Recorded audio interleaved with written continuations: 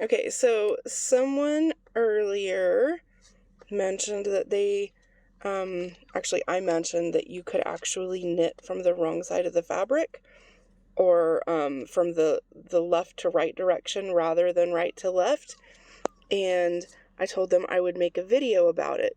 So this is your typical right to left knitting, and as soon as I get to the end of the row, I will show you how to go back the other way without having to turn your fabric. This is especially helpful if you're doing something like entrelac, where you're doing a lot of short rows and turning your work, and you don't want to have to pick up, especially something like a large blanket, and turn it around that many times for the short rows. So to make this stockinette here, what I would want to do normally would be to turn it around and purl back to the first side.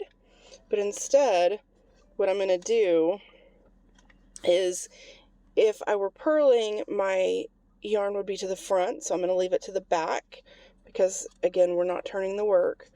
So I'm going to put my needle up through there. I'm going to wrap it as if I were purling, and then I'm going to pull it through. So I'm just going to insert it behind that first needle, wrap it, and purl it, or pull it through. So it's the same motion as if you were knitting, but you're using the other hand. Now, if you need to purl, get myself some more yarn here. Oh, I didn't make sure that was on the screen. I'm looking at my knitting instead of my screen. So we're going to put it back through there, wrap it, and pull it through. Put it there, wrap it, pull it through. I apologize for the shaky camera.